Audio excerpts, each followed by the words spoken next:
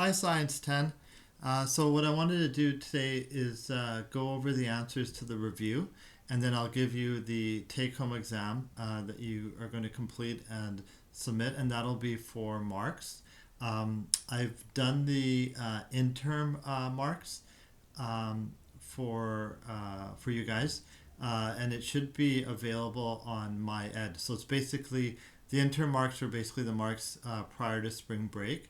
I think I might have given you the marks already, but if you don't know it, so just go on my ed. If you can't find your marks on my ed, just send me a message and I'll let you know how what your mark was prior to spring break.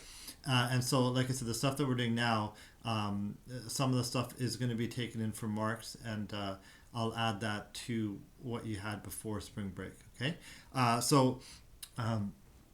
I am starting to get a few more questions, clarifications on certain types of questions. So that's great. Please continue to ask questions about anything that you don't understand and need clarification on. All right, so this review was pretty thorough, and the idea behind it was this is essentially what we were expected to cover in the chemistry unit for grade 10. And so those of you especially taking chemistry 11 next year, this sets you up well to have some understanding in that course. So I'll go through some of the definitions here. Hopefully you were able to find these. Ionic compound is simply a compound that has opposite charges, plus and minus. So typically that's like a metal and a non-metal, but it can also include a polyatomic ion, which is a group of elements that act as if they're one element. Okay, so it has a group of elements that contains a charge, like sulfate, SO4 2 minus. Covalent compound is a compound typically between two nonmetals, right? So like CO2. Other types of covalent compounds would be like organic compounds, which we covered, and also diatomic compounds, so things like O2, Cl2.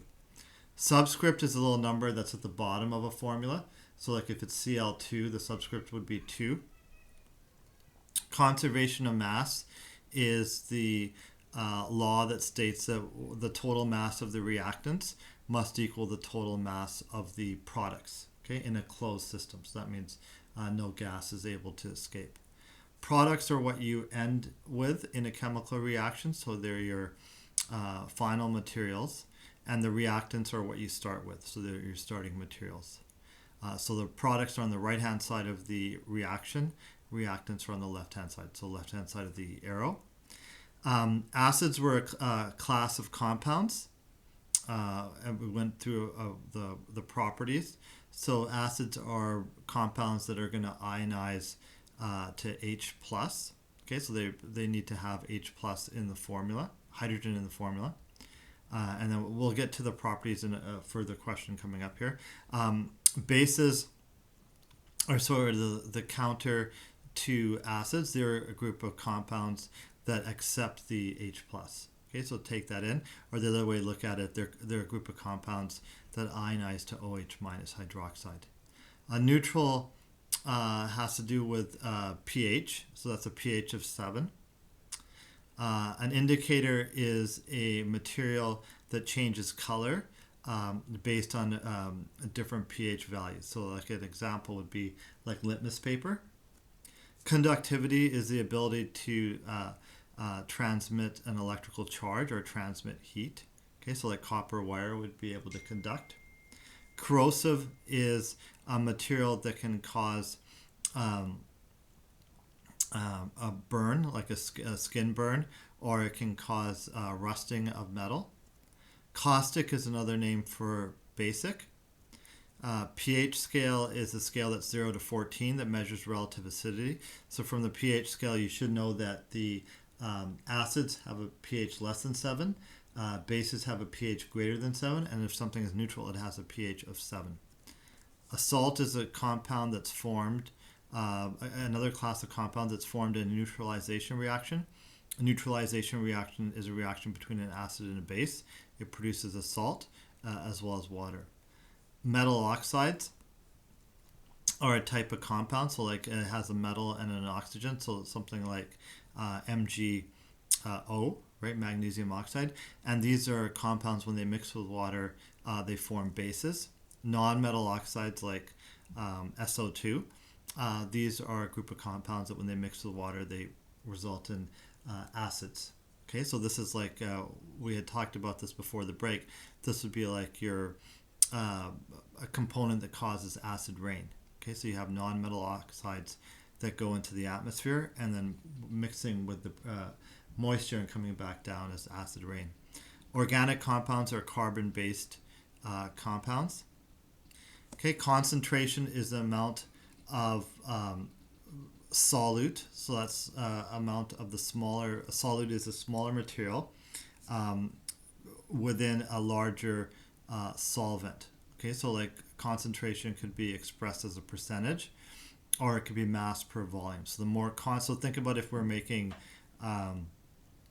say we're making some type of powdered drink, like Kool-Aid, the more concentrated it would be, would mean that the more of the powder you're putting it into the water. Endothermic and exothermic. So these are two terms that we hadn't talked about, and I'm going to get to these in a little bit more detail later on here.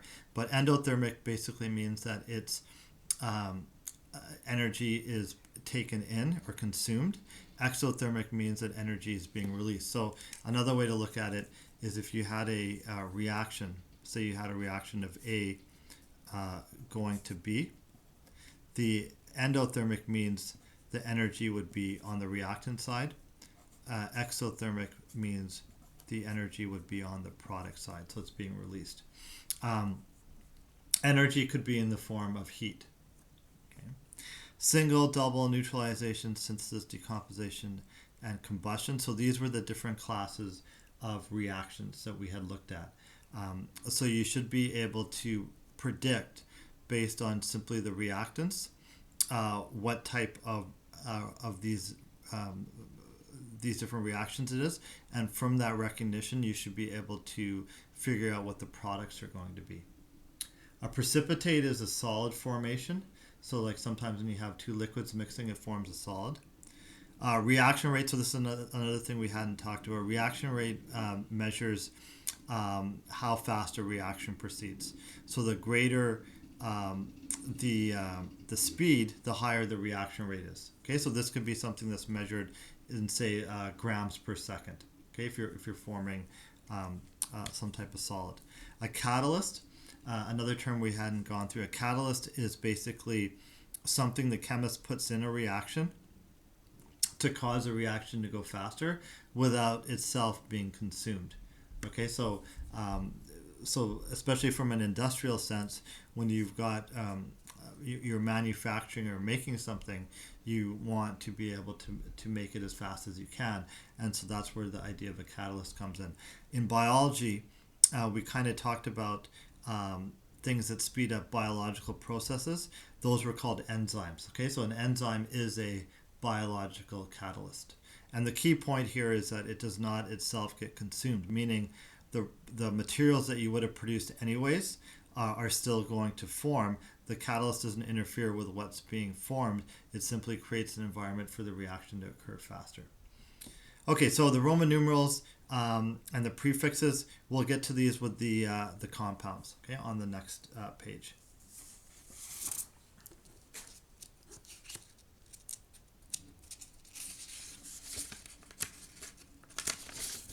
Okay, so here's the answers to the formulas. With a couple things here. One is you obviously need a periodic table. So if you didn't take your books home, then make sure you're able to access a periodic table online. With the formulas, you should have the case correct, so like uppercase, lowercase. The subscript should always be, the numbers here, they should always be on the bottom. And then with the ones that have the polyatomic ions, and there's more than one, you have to make sure that you have brackets. Okay, so like for this one here, copper 2 phosphate, if I didn't have the brackets here, it would look like there's 42 oxygens. Okay, so the brackets are really important. If there's only one of them, then you don't need to worry about the bracket. Again, in terms of how we find the formulas, so let's look at one here. Let's look at aluminum nitrate, right? So aluminum nitrate. So you use your periodic table. You've got aluminum, which is +3, nitrate, which is -1. And then remember, we did the cross method. So we don't use ones. And then we've got 3 NO3s. And again, if it's like this, it's done incorrectly, right? So you got to have a bracket that shows that you're talking about 3 of the NO3s. Okay. Let's look at these ones here. So these are the, a little bit more light here. These are the, that's a little bit more clear here. I'll come back to these ones here again so you can see those a little bit better. Okay, so with these ones here now, with the naming, you're kind of adding in all the rules. Okay, so let's just kind of go back and look at some of these rules. So for nonmetals, they always end in IDE. Okay. Metals that have more than one combining capacity, we have to specify which one we're talking about by using Roman numerals. So for here, silver, lithium, and calcium, you notice there's no Roman numerals there because the metal only contains one charge. Now, if you look at iron, so let's look at this one here, Fe2O3. Right, so what we had to do here was we look at iron, and we notice it's got a +2 charge and a +3 charge, and oxygen is -2. So what we do is we look at the negative first, and we say, okay, we have 3 oxygens, each of which has a -2 charge. So altogether, oxygen is contributing 3 times -2, which equals -6. Now, in order to offset that, the iron has to give you +6. And so now you look at the iron, there's 2 of them. If there's 2 of them, then that means each one of them has to be +3, right? Because you've got +6 is going to equal 2 irons times, and so this is where you're trying to figure out what's going to give you +6, and so that has to be +3, right? And so then we specify here by putting in the 3. Okay, so it's iron 3 oxide. This is iron 2 oxide. Okay, so even though these have the same elements, Fe and O, because the proportion is different, these two are completely different compounds, which means that they have their own unique set of properties. Okay, the covalence, like PF5, okay, that's where we had to use the prefixes. So notice how we put penta here. You always have to put a prefix for the second element. So even if there's just one of them, like NO, we put monoxide. Mono means 1. Okay, and then if there's, let's see, I don't have an example like that, but let's say we had N2O4, okay, then this would be dinitrogen, and that would be tetra oxide. Okay. The other examples here, with the polyatomic ions, you notice we don't change it to IDE, we just write out the way it's written on the, remember the back of your periodic table you had all the polyatomic ions, so you don't change the ending. Some of them already have an ending of IDE, so just leave as is. Okay. Okay, let's get into the next question, which has to do with the balancing.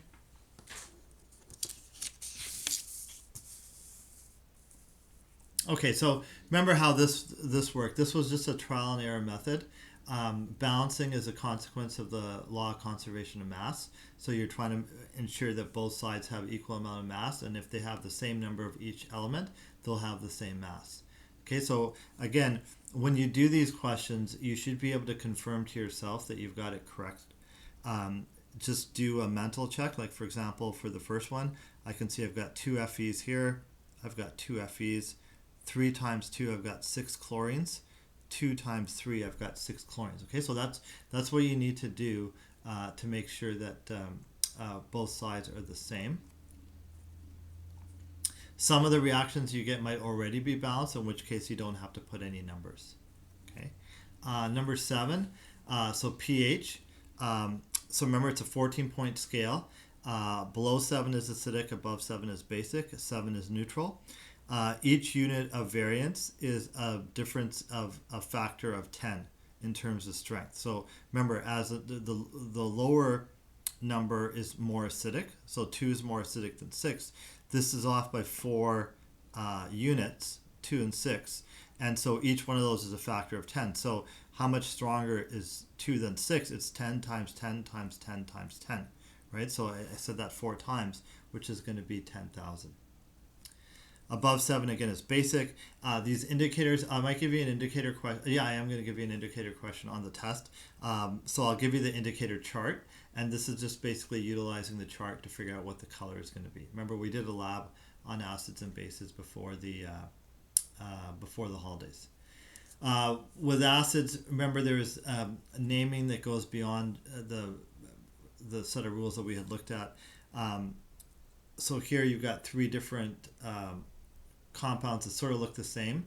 Remember, if it's ATE, it's polyatomic, then you don't put hydro in, and you end in uric. If it's ITE, you don't put hydro in, it's going to be sulfurous. And then if it's hydrogen sulfide, so now you've got a non-metal here, sulfur, then you put the word hydro in. Okay, and so that's hydrosulfuric acid. And in each of these, you notice that they all have hydrogen, and that's the element that's always going to be present in an acid. And then in a base, it's always going to be OH minus. Okay, and here's some of the properties. When we talk about taste, we're referring to the ones that are safe enough to be ingested. Okay. Again, metal oxides are going to produce bases, and non-metal oxides are going to produce acids. That's when reacted with water. Okay, I'll give you a question like 14, which is basically recognizing what type of reaction it is from the reaction type. So D is for decomposition, double replacement, neutralization, synthesis, single replacement, and combustion. Okay, and then again, you balance like you did before. For 15, now we're given gaps in terms of what's going to be produced. So the key part is identifying the reaction type, and then after you identify the reaction type, then you can go about, I think I put this one wrong. This should be combustion, not single replacement. Then you put down the, this is organic, this is oxygen, it's a combustion. Because I know it's a combustion, it has to produce CO2 and water. Okay. This is a double replacement, which means the lithium and the sodium have to switch places. But remember, when they switch, they don't have to combine the same way as their original metals were. Okay, so you have to use that crisscross method. When we have one compound by itself, it has to be a decomposition, which means it has to separate. Notice oxygen is not written as O, but instead O2, right? So remember, there are those 7 diatomic elements. So in nature, when they're on their own, they're always written with a 2 after. Okay, and then more here. So again, it's a find out the pattern, and then you have to change these to formulas, and then complete it, and then make sure it's balanced. So here, AgCl plus copper 1 gives you Ag plus CuCl. So this one's already balanced, and then here are the other ones written below. The combustion reactions tend to be the more difficult ones. Okay, and then I touched on these with the definitions. So 4 factors that affect reaction rate. So catalyst, temperature, concentration, and surface area. So let's look at this reaction here. So here you've got zinc, solid zinc. You've got hydrochloric acid, which is aqueous, AQ. Zinc chloride, which is aqueous, AQ, and hydrogen gas, G for gas. Okay, so if I were to give you a reaction like this and say, what are some of the ways you could cause this reaction rate to get bigger? Or another way to say that is, how could you make the reaction occur faster? So with the zinc, because it's a solid, what we could do is say it was chunks of zinc, you could grind it down to a powder. Okay, and when you grind it down to a powder, what you've done is you've increased the surface area, which is that you've exposed more of the zinc, so it's more of it is able to react at once, and that's going to cause it to go faster. This is sort of the same thing as if you're burning wood and you have wood chips versus a big log of wood, right? The wood chips are going to burn faster because more of it's exposed. So that would increase the surface area of zinc. You could increase the concentration of the hydrochloric acid. So if this was a stronger concentration, that would dissolve the zinc faster. You can increase the temperature of the whole system. And then finally, you could add a catalyst. Okay, so these are 4 ways you could cause a reaction to speed up. In terms of how we know a reaction is exothermic or endothermic, so again, exothermic means heat is released. Endothermic means heat is cooled. So the easy way of answering this is if something is heating up, it's exothermic. If it's cooling down, it's going to be endothermic. So like one of those twist ice packs that you get if you're kind of injured, that would be an example of endothermic, right? It starts going cold. Okay, I'll stop there. If you still have some questions from the review, you'd like me to elaborate, just continue sending me messages. So I'm liking the fact that I'm getting messages, and it's good, right? Again, this is a stressful situation, but look for a positive in all this is, at some point when you get out of high school, you're going to go to post-secondary, and you really need to be in charge of your own learning. And so in a way, you're kind of getting a crash course on that right now. And so those of you who are getting stuff done, you're asking questions, you're really taking the initiative. You're again, it's a bad situation we're all in, but in a way, you're kind of you're preparing yourself better for that experience of post-secondary learning, where you really need to be in charge and be instigating your learning. So again, just that being said, most important thing is obviously your well-being. So stay safe, look after the people around you. So I've got the attachment will be a take-home open book exam. Okay, so that will be due on Monday. Okay, and that'll be for marks, and so hopefully that gives you enough time to get it done. One of the things, again, going back to being in charge of your learning, try to be organized. So if something seems like it's really daunting, the idea is you don't need to have something done all at once. Try to do a little bit each day, and that therefore it'll be less for you to need to get done each day, which will make things less stressful. Okay, but again, just keep asking questions on whatever you need clarification on. Okay, so I'll talk to you again on Monday. Okay, bye for now.